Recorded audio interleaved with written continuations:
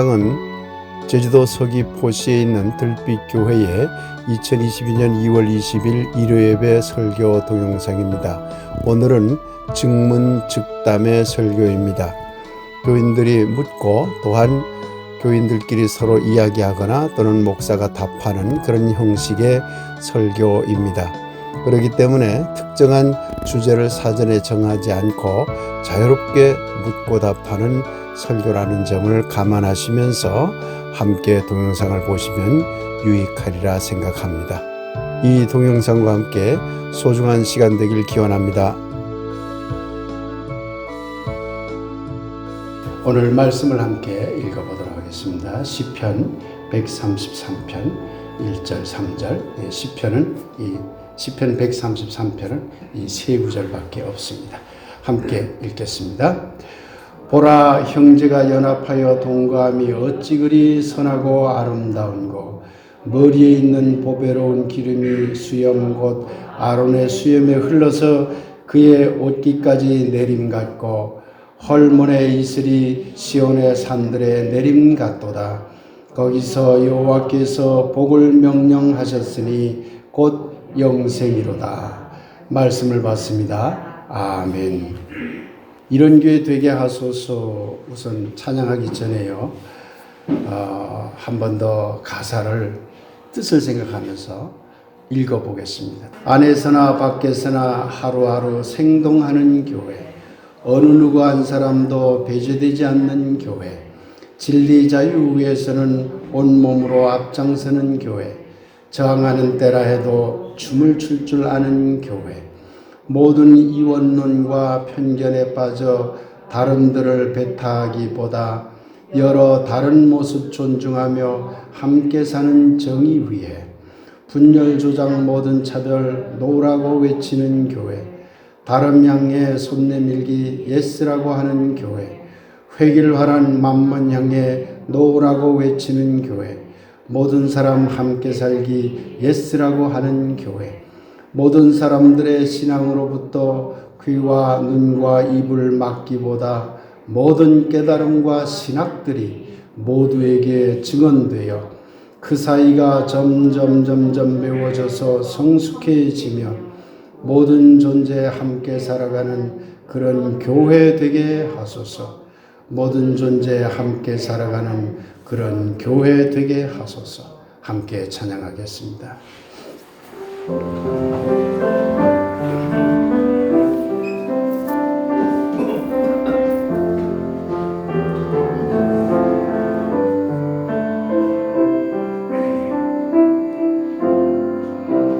안에서나 밖에서나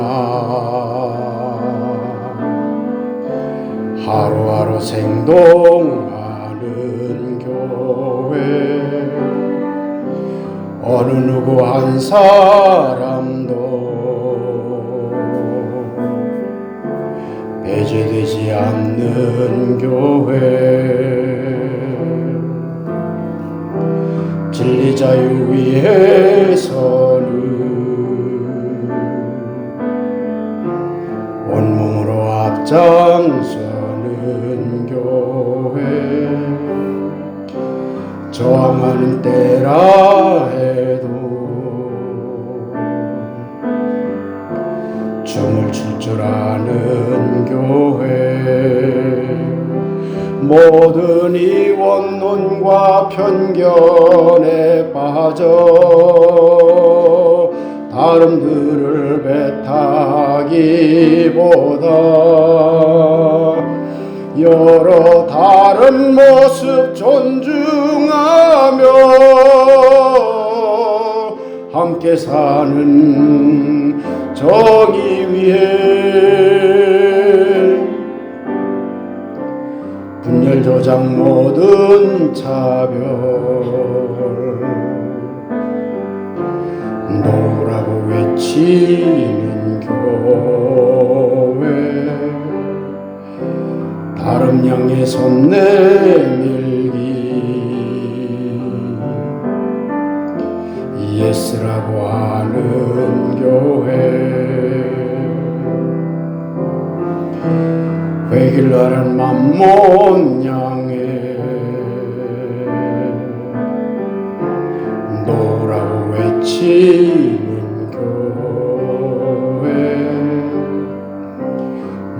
사람 함께 살기. 예스라고 하는 교회, 모든 사람들의 신앙으로부터 귀와 눈과 입을 막기보다 모든 깨달음과 신학들이 모두에게 증언되어 그 사이가 점점 메워져서 성숙해지며 모든 존재 함께 살아가는 이런 교회 되게 하소서. 모든 존재들이 함께 살아가는 이런 교회 되게 하소서. 아멘. 오늘은 제가 설교를 준비하지 않았습니다. 여러분에게 미리 예고했지요. 즉문즉답, 즉시 묻고 즉시 답하다가 아니라 이야기 나누다. 올해 들어서 여러 가지 신학적인 설교를, 조금 어려운 설교를 했습니다. 그래서 또 어려워하시는 분들도 들어 있었으리라고 봅니다만은, 그러나 이제 제가 뜻한 바가 있어서 그런 신학적인 설교들을 좀 했었는데, 설교에 대한 내용도 좋고 그 사이에 여러 가지 어떤 신앙에 대한 얘기도 좋고 또 오늘날 우리가 겪고 있는 여러 가지 사회 현상에 대한 것도 좋고 자유롭게 질문을 해주시고 서로 이야기를 나눠보도록 하겠습니다. 질의하실 분 얘기 좀 표시해 주시기 바랍니다. 현세미 권사님이 맨 첫 주자로 질문에 나섰습니다. 저희들은 다 신앙을 가지고 있고 신앙인으로 살아가고 있지만 이렇게 아까 기도 시간에 나왔지만 선거철이 되면 늘 고민이 됩니다.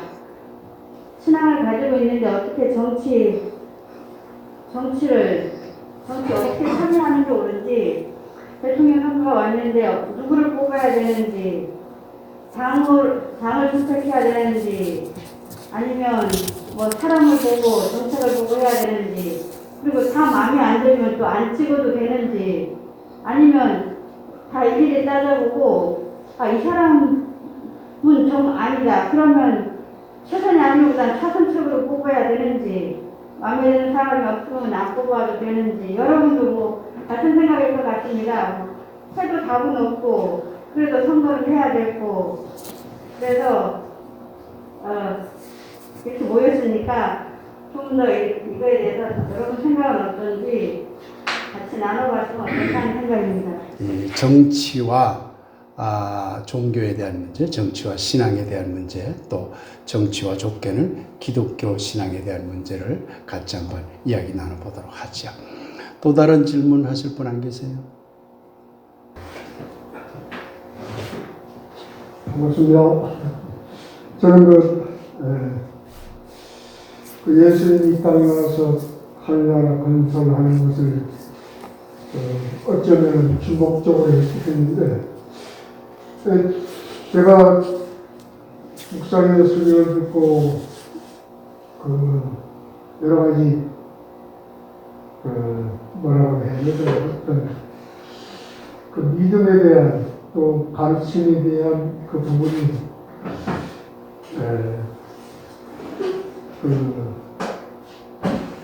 한계가 있지 않나.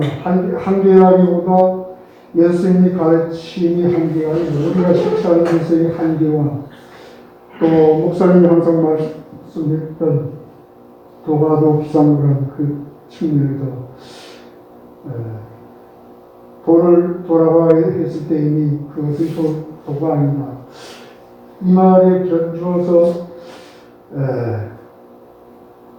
그 예수님이 한 말씀에 하는 나라의 건설이라는 그 일 자체에서 성경에 나온 그 내용들이 보면 우리 삶에서 그 당시 이스라엘 상황에서 여러 가지 실제 삶에 대한 어려움에 대한 해결 문제를 주 위주로 해서 그 활동을 한 것 같은데, 그 동양 철학에서 말하는 도와 예수님이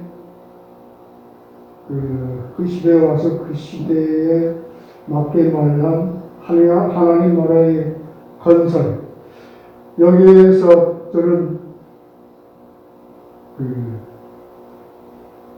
종교라는 의미에서, 종교라는 그 목적이라고 할까요? 그거에 견주어서 동양에서 말하는 그 도와 예수님이 말하는 하나님의 나라의 건설과 이 관계에서 굉장한 괴리가 있지 않은 그런 생각이 저는 들어가는데, 목사님께서 좀 더 설명해 주시면 고맙겠습니다. 좋은 질문인 것 같습니다. 네, 감사합니다. 신앙에 대한 질문을 또 하실 분 있으면 한두 분만 더 받고 신앙에 대한 이야기를 먼저 한 다음에 우리 사회 이야기로 좀 넘어가 보도록 하겠습니다. 혹시 질문하실 분 안 계세요? 박호영 권사님? 안녕하세요. 저는 신앙에 대한 알아가는 거하고 세상을 사는 이 하나님 나라의 건설에 하는 실천에 대한 문제가 되게 고민이 많습니다. 몰라서 짓는 게 죄다 뭐 이런 얘기도 있는데, 목사님의 강의를 자꾸 들으면 더 어려워지거든요. 그러면 이제 아주 간단하게 또 목사님 요약하시는 딱 정리하면 사랑이다 라고 해서 가장 가까이 있는 사람에게 사랑을 실천해라 그러는데, 가장 가까이 있는 사람 제일 있더라고요. 이게 차라리 멀리 있으면 조금 더 정이 더 가기도 하고 애달기도 하고 뭐 이렇게 하는데, 그래서 이제 많이 배우고 많이 더 깊이 성찰하고 해야 되는 쪽으로 시간을 좀 많이 해야 될 건지, 아니면은 아주 가까운 사람에게 지금 못하고 있는 이 작은 사랑의 실천을 해야 되는 건지 하는 활동, 이거를 위해서 어떻게 해야 될 것이냐 고민하고 있습니다. 네, 감사합니다. 기독교 신앙에서 어떤 면에서는 가장 핵심적인 문제를 더 질문해 주신 건데요. 여러분들 여러분 왜 기독교 믿으세요? 이 어려운 종교를. 그런 얘기를 제가 한 적 기억나세요? 기독교를 쉬운 종교로 생각을 해요. 99%의 교회가. 왜? 지난주에 제가 설교했잖아요. 예수라는 수레에 올라탔으니 우리는 공짜다라는 심리가 작용을 해서 아무것도 안 하고 나쁜 짓, 온갖 나쁜 짓을 다 하면서도 천당 간다고 생각하는 이러한 막가파 교회들이 되어버렸어요. 왜냐하면 기독교는 매우 어려운 종교예요. 왜? 아까 얘기했잖아요. 아는 것과 실천하는 것이 얼마나 힘든데요. 알면 알수록 더 힘들어져요. 알수록 더 힘듭니다. 이런 마음으로 종교를 믿어야지. 그냥 예수 믿었으니 천당. 그걸 본회포라는 유명한 20세기 신학자이면서 목사님은 뭐라고 얘기했는지 알아요? 싸구려 신앙이라고 비판했어요. 싸구려 신앙이라고. 아까 우리 양홍찬 교우께서 도가도비상도의 도의 문제와 하나님 나라라고 하는 문제에 좀 괴리감이 있는 것 같다라는 질문을 해주셨는데, 아주 중요한 질문을 해줬습니다. 도가도비상도가 어떤 말인지를 우리 교우들은 잘 압니다. 노자의 도덕경에 나오는 첫 구절입니다. 도가도비상도. 도가도비상도라는 말은 도라고 하는 것은 하나님, 진리 이렇게 번역할 수 있는 말입니다. 기독교식으로 얘기하면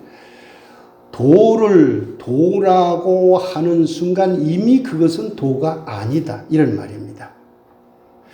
이분이 하나님입니다라고 규정하는 순간 이미 그것은 규정된 어떤 틀에 갇혀있는 하나님이지 그 우리가 상상할 수 없는 그 원대한 하나님은 아니다라는 얘기예요. 기독교이점에서 있어 반성해야 됩니다. 철저하게. 다 하나님을 규정해버려요. 교회가.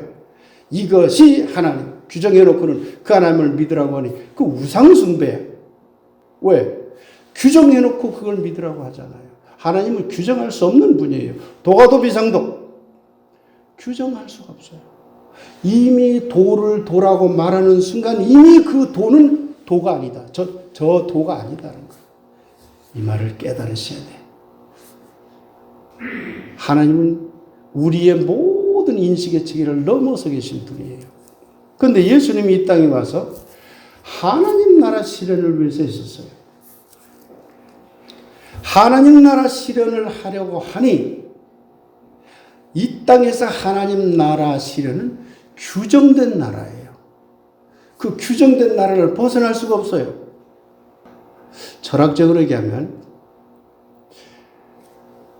하나님의 영역은 본질의 문제예요. 본질. 예수님의 영역은 실존에 대한 문제입니다. 지금 여기서 먹고 사는 문제예요. 기독교가 매우 그 점이 중요합니다. 지금 여기서 먹고 사는 문제. 이 땅에서의 하나님 나라 실현이에요. 이 땅에서의 하나님 나라 실현은 완전한 하나님 나라가 절대 될 수가 없습니다. 예수님은 이미 그걸 알았어요. 어디서 그것을 예수님이 알았다는 것을 알 수 있을까요? 제 설교를 계속 신경 써서 들으신 분은 알 수 있습니다. 예수님이 자기가 이 땅에 실현하고자 하는 하나님 나라가 완전한 나라가 될 수 없다는 걸 알았어요. 완전한 나라는 따로 있는 거예요. 완전한 나라가 될 수 없다는 사실을 예수님은 알고도 계속 그것을 실현하기 위해서 애썼어요. 많은 교회들이 기독교를 어떻게 얘기하느냐. 바울의 캐리그마 신학을 그냥 가져와서 예수님은 사라져버렸어요. 기독교에서. 바울 신학이 거의 80%야. 들어와가지고 예수를 믿기만 하면 이것만 떠들고 있어요. 매주. 그러고는 뭐라고 외치는 줄 아세요? 예수님은 우리를 위해서, 우리 인간의 죄를 위해서, 원죄를 없애주기 위해서, 우리를 원죄로부터 구원하기 위해서 하나님이 보내서 하나님의 아들이 이 땅에 와서 바로 여러분들의 죄를 없애고 여러분을 구원하기 위해서 십자가에 지셨고 부활을 통해서 모든 구원을 완성했도다. 십자가만 있고 부활이 없으면 예수를 믿을 필요가 없습니다. 부활이 있기 때문에 우리는 믿는 겁니다. 부활은 모든 신앙의 완성입니다. 부활이 어떻게 완성입니까? 성경을 제대로 읽으세요. 사도행전 1장에 보면 예수께서 부활하신 후에 다시 40일간 하나님 나라의 일을 하셨더라. 하나님 나라는 완성이 안 된 거예요. 부활이 완성이 아니야. 성서를 제대로 읽어야 돼. 아니, 부활이 끝이면 하늘나라 올라갔습니다. 모든 것을 이제 예수 믿기만 하면 끝입니다. 돼야 되잖아요. 성경은 그걸 증언하지 않아요. 성경을 어떻게 증언해요? 그 일이 있은 후에. 부활이라고 말도 안 해요, 사실은. 그 일이 있은 후에. 예수님을 통한 인격적인 변화가 일어난 후에 뭐 그런 뜻이겠죠. 그 일이 있은 후에 예수님은 다시 세상으로 가서 40일간, 40일이라는 말은 긴 기간이라는 말할 때 쓰는 관용어법이라고 얘기했죠. 유대 사람들이 40일 동안 광야에서 시험을 받았더라. 그게 이제 다 긴 시간을 말하는 겁니다. 40년 동안 모세가 광야 생활을 했더라. 긴 시간을 말하는 거예요. 관용적 어법이에요. 유대 사람들이. 그러니까 상당히 오랜 기간 동안 예수님은 하나님 나라 일을 한 거예요. 완성하지 못한 거예요.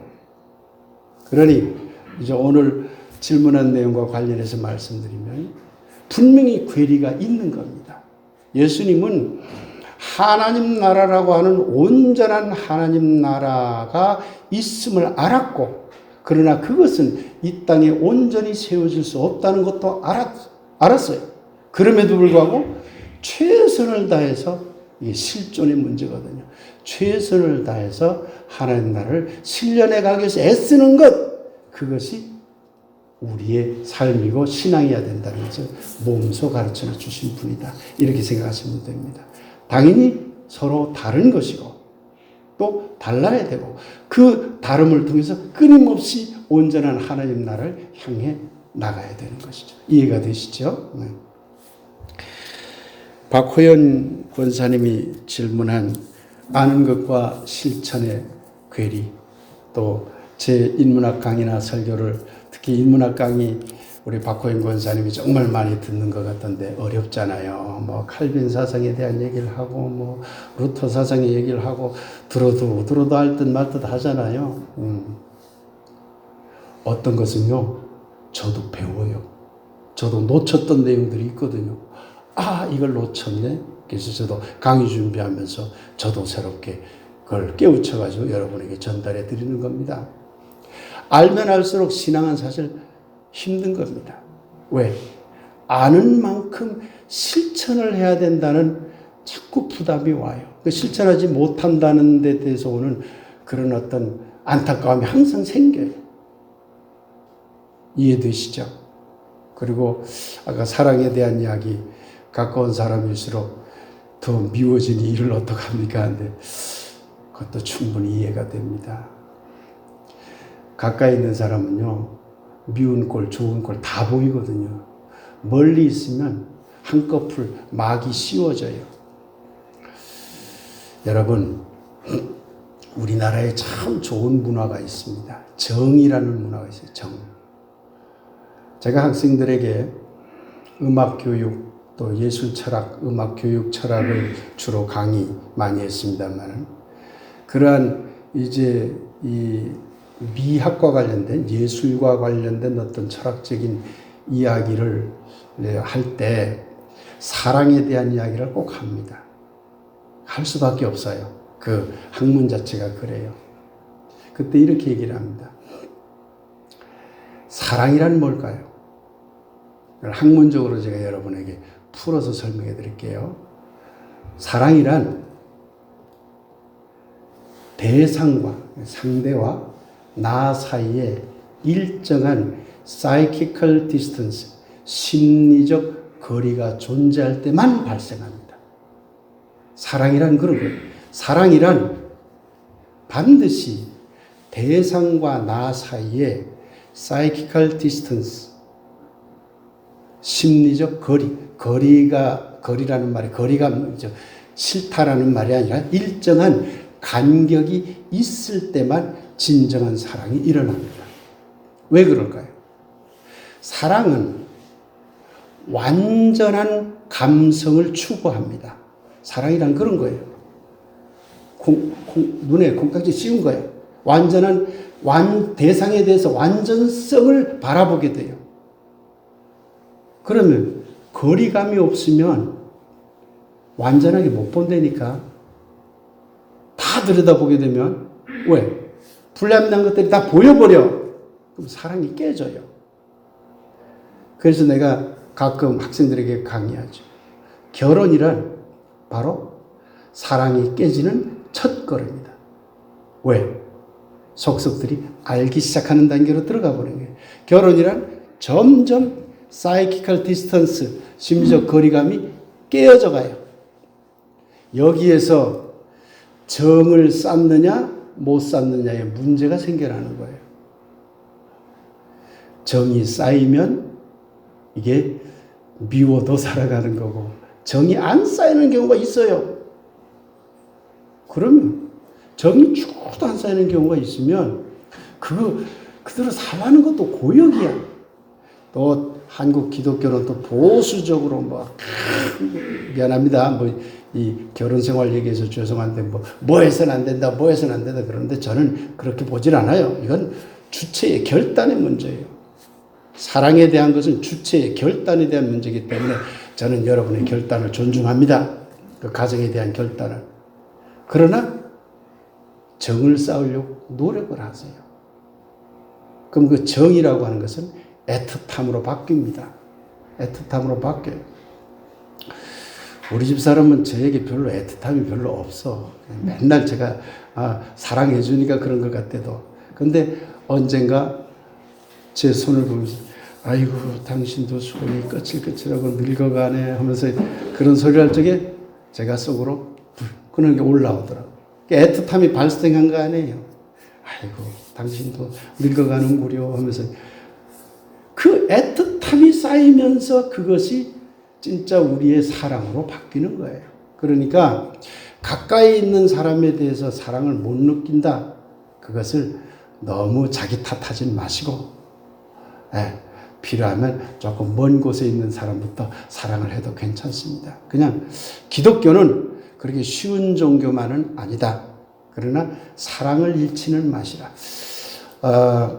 제가 여러분에게 사랑이라는 채라는 그 설교를 해드린 적 있죠. 가서 다시 한번 꼭 들어보시기 바랍니다. 우리 김용민 PD께서도 우리 들빛교회 동영상 들어가서 사랑의 채라는 설교를 꼭 들어보세요. 사랑의 채로 걸으면 돼요. 사랑의 채로. 그러면 내가 기독교 신자인지 아닌지, 즉 예수를 믿고 있는지 안 믿고 있는지를 알 수가 있어요. 그 고민을 하고 있는지 안 하는지를 알 수 있어요. 예수처럼 우리 완벽할 필요 없습니다. 완벽할 수도 없어요. 어떻게 완벽합니까? 예수 자신도 완벽하지 못했는데, 응? 우린 성현 군자가 아니에요. 보통 사람이에요. 그러니까 그냥 현실적으로, 실존적으로 티격태격 하면서 살아가는 거예요. 여러분들은 우리 집 사람하고 저를 어떻게 생각하는지 모르겠네. 우리 두 사람을 보고 가정의 그 모델로 보는 그런 사람들이 꽤 있습니다. 아이고 들어와 보세요. 우리도 티격태격합니다. 속살들이 보이거든요, 다. 목사라고 안 그럴 줄 아세요? 다 그러는 겁니다. 그러니 우리가 예수의 사랑을 온전히 따라가기는 매우 힘들어도 그 힘들다는 걸 알면서도 자기가 할 수 있는 범위 안에서 그 작은 사랑을 실현해 가려고 하는 마음가짐만 있으면 돼요. 그리고 작은 실천들을 하면 돼요. 우리가 살아가면서 예수를 닮으려고 완전한 정의를 실현하고 완전한 사랑을 실현하기 위해서 우리가 애써서 우리도 힘들어져요. 살짝 내려놓으세요. 박호영 권사님도 사랑 실천 못하면 살짝 내려놓으세요. 예수님, 저 이쯤에서는 살짝 비겁해지겠습니다. 이것은 제가 할 수 있을 것 같습니다. 우리가 할 수 있는 걸 실천해야지 할 수 없는 걸 실천한다고 하는 것은 그건 우리 스스로를 더 괴롭게 만들고 그 실천하는 것도 진정성이 점점 사라져가요. 의무감에만 사로잡히기 때문에. 그래서 부담감을 내려놓으시고 할 수 있는 사랑을 실천하면 될 것 같습니다. 정치 얘기로 가보겠습니다. 여러분에게 제가 거꾸로 질문을 드리겠습니다. 예수님은 정치를 했을까요? 안 했을까요? 했습니다. 네, 했습니다. 예수님은 정치를 했습니다. 복음주의 교회라고 복음주의를 내세우는 교회일수록 정치는 우리와 거리가 멉니다. 종교와 정치는 분리해야 됩니다 하면서 세상이 어떻게 돌아가든 나 몰라라 그러고 오 할렐루야만 하고 있어요. 그게 복음주의입니까? 자기는 이기주의지. 예수님은 정치를 했어요. 어떤 정치를 했느냐가 문제예요. 어떤 정치를 했느냐. 이게 중요한 거예요. 어떤 정치를 했죠? 약자를 위한 정치. 그렇습니다. 사회적 약자를 위한 정치를 한 거예요. 강자가 되기 위한, 권력을 얻기 위한 정치를 한 게 아니라 사회적 약자를 괴롭히려는 모든 권력, 종교 권력, 정치 권력 다 거부한 거 아니에요. 어떤 사람들은 이렇게 설교를 합니다. 예수님은 로마 정권에는 도전하지 않았다. 진짜 그런 설교할 때는 제가 짜증이 납니다. 로마 정권은 왜 도전 안 했어요? 로마 정권이 그 당시에 유대, 아이고, 유대 망하든 말든, 유대 떠들든 말든, 진짜 요만한 지분밖에 없어, 유대는. 로마 정권의 입장에서 보면, 로마 제국의 입장에서는 하찮은 것들이에요. 유럽 전체를 아우르는 로마 정권이 그 조그마한 나라에서 뭐 시끌벅적한데도 눈 깜짝했겠습니까, 여러분? 그런데 로마 제국이 자기네들이 지배하던 나라에 가장 원했던 것 제1번이 뭘까요? 로마 제국이 모든 식민지에게서 뭘 얻길 원했을까요? 제일 먼저 원한 게 뭘까요? 박스 로마나. 박스 로마나를 만들기 위해서 우리 교회 수준이 장난 아닙니다. 박스 로마나도 다 알아요. 박스 로마나를 이루기 위해서 그건 이념적으로 박스 로마나를 원한 거잖아요. 그건 맞습니다. 이념적으로. 실질적으로 뭘 원했어요? 로마법을 따르라.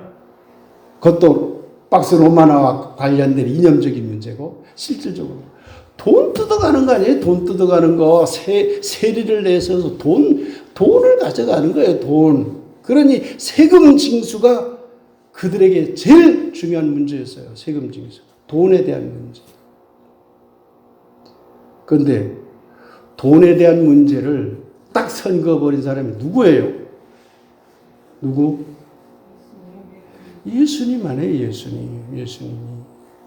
다 긁어갈 때 하나님의 것은 하나님의 것으로.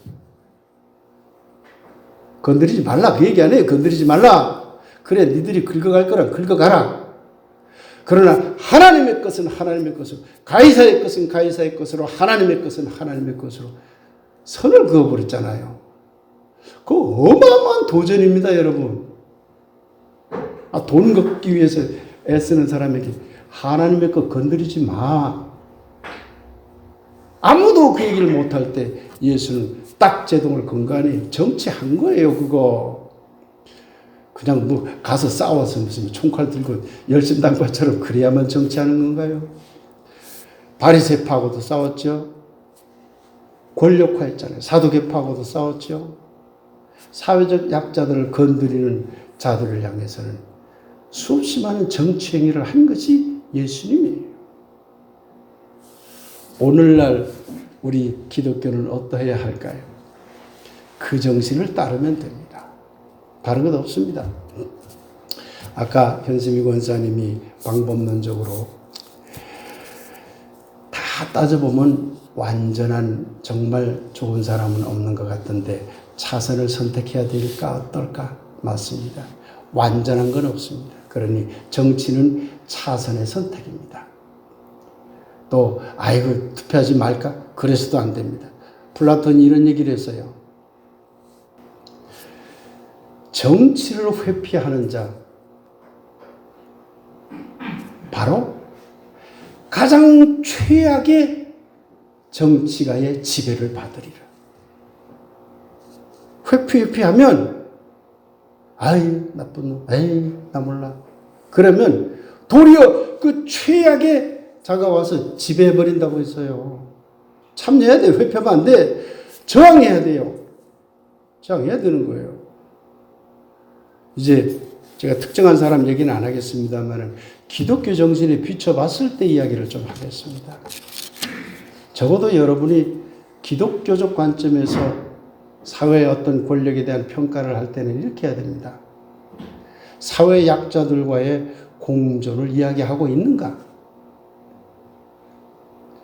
부의 평등을 위해서 애쓰려고 하는가? 가진 자들을 위해서 애쓰는 쪽으로 가면 그건 기독교가 아니에요. 사회적 약자를 위해서 누가 좀 더 이 사회의 사회적 약자를 위해서 애쓸 것인가? 그러려면 부의 평등을 만들어야 될 것이고 증오심을 조장해서 네 편 내 편 가르려고 하는 정치는 예수님의 생각과는 완전히 반대이기 때문에 반대해야 되는 거예요. 그게 어느 당이 됐든 네 편 내 편 지고심을 조장하는 게 트럼프식의 정치 아니에요. 그게 트럼프가 뭐라고 어떤 정치를 한 거예요. 지고심을 조장해서 네 편 내 편을 가려서 나 편 안 찍을 놈들은 아예 무시하고 나 편 찍을 놈들만 묶어가지고 그 표를 끌고 와서 대통령 되겠다고 한 놈 아니에요. 그놈 트럼프가. 그런 정치는 썩어 빠진 정치입니다. 예수님은요, 어떻게 하든지 네 편 내 편을 나누지 않으려고 하는 사람. 그러니 네 편 내 편을 나누지 않으려고 애쓰는 사람이 누굴까를 보셔야 되는 거예요. 여러분, 기독교가 어떤 종교입니까? 우리만 잘 먹고 잘 살자는 종교라면 믿을 필요가 없습니다. 그건 예수님이 기독교를 그런 종교를 만들어 본 적도 없고요. 예수님은 그냥 함께 살아가자는 그런 주장을 한 분이에요. 왜 한국 사회에서 구판 믿는 사람들의 말이 맥히고 기독교 믿는 사람의 말이 안 맥힐까요? 기독교가 구판이 돼서 그래. 이미 저것들 뭐 똑같은 놈들이네. 똑같은 놈들 아니에요 지금. 우리만 믿어서 구원받겠다. 그게 굿하는 거 뭐가 달라요? 우리만 믿어서 구원받겠다. 그러니 구판을 믿는 그것에 대해서 비판을 하려면, 잘못됐다 하려면 우리가 달라져야 되는 게 우리는 안 다르고 그냥 구판 틀렸다? 21세기적 과학에 맞는 신앙을 가르쳐 왔더라면 사회가 기독교는 달라. 그럴 거 아니에요. 일본에 가보면 일본의 기독교는 뭐 2%가 안 된다고 그러죠. 뭐 1.몇 %, 정확한 건 아닙니다만 아주 극소수예요. 기독교 믿는 사람은 거의 찾아볼 수 없습니다. 그런데 일본 사회가 일본의 기독교 신자를 어떻게 인식하는 줄 아세요? 매우 훌륭한 사람들. 저분들은 우리가 하지 못하는 일을 솔선수범해서 열심히 애쓰는 사람들, 이 인식이 깔려 있어요. 그러니까 매우 적은 수지만 기독교에 대해서 일본 사람들을 존중을 해요. 한국이 20% 믿으면 어쩌고 30% 믿으면 뭘 합니까? 손가락질 나봤는데. 진정한 기독교가 되기 위해서라도 좋은 분을 여러분들 선택하시기 바랍니다. 그리고 저는 또 한 가지 우리 국민의 수준을 믿습니다. 우리 국민의 수준은 깨어있는 의식으로 민중의식의 민도가 높아져 있다. 그 거짓 언론들에게 왜곡된 정보로 받아들이지들 마시고 여러분 나름대로 잘 판단하셔서 이 나라에 좋은 대통령이 선출될 수 있도록 그렇게 여러분들 기도하고 또 실천해 주셨으면 고맙겠습니다. 첫째, 미래 비전을 보아야 됩니다. 여러분 검찰공화국 돼서는 안 됩니다. 거짓 언론공화국 돼서는 안 됩니다. 그래서 미래 비전을 이야기하는 사람들을 여러분이 생각을 하시고요. 두 번째는요. 아무리 세상이 21세기의 정치 술수가 발달하고 아무리 세상이 서로 속이면서 살아가는 세상이라고 하더라도 그건 나쁜 세상 아니에요.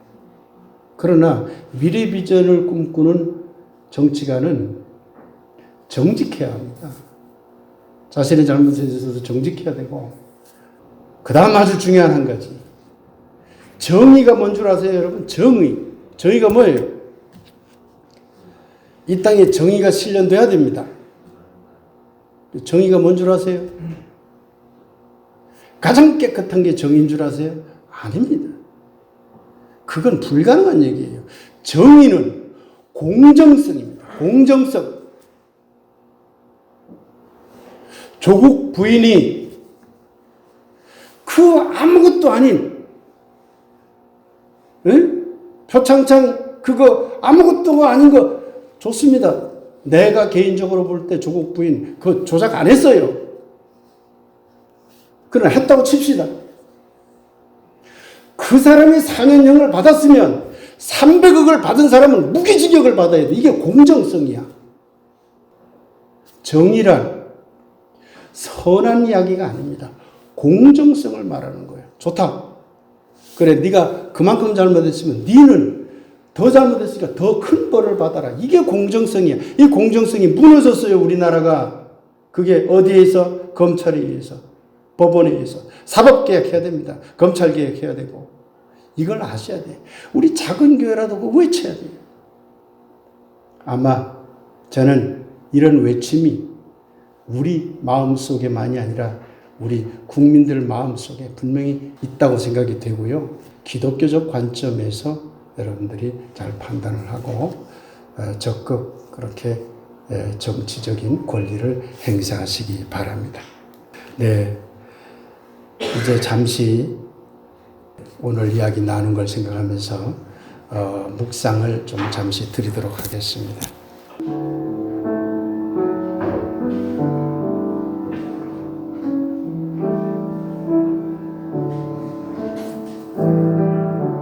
보라, 형제가 연합하여 동거함이 어찌 그리 선하고 아름다운고. 그러나 하나님이시여, 형제의 자매의 연합보다 갈등을 불러일으키는 자들을 보시옵소서. 함께 어울려 살아가기보다 증오와 분노를 조장하는 자들을 보시옵소서. 선하고 아름다운 일보다 하늘의 부끄러움조차 없이 뻔뻔한 거짓말로 국민을 현혹하는 자들을 보시옵소서. 저들은 정의를 말하지만 불의를 행하고, 저들은 국가 경제를 말하지만 자기들 입속만 챙기며 불평등을 더욱 조장하고, 저들은 민생을 말하지만 어처구니 없는 미신으로 민중을 미혹하고, 저들은 검찰과 거짓 언론으로 모든 이들의 자유보다는 그들 위에 군림하면서까지 불안과 공포를 조장하며 자유로운 진리의 길을 막고 있나이다. 하나님이시여, 이 나라를 갈등과 증오가 아니라 연합과 함께 살기의 나라가 되게 하옵소서. 하나님이시여, 이 나라를 거짓과 불의와 불평등과 공포와 부자유의 나라가 아니라 검찰의 나라, 거짓 언론의 나라, 굿판의 나라가 아니라 모든 존재들이 더불어 자유롭게 살아가는 나라, 진정한 정의와 평등과 자유와 진리가 살아 생동하는 나라, 그래서 바로 하나님의 사랑으로 충만한 나라를 만두옵소서.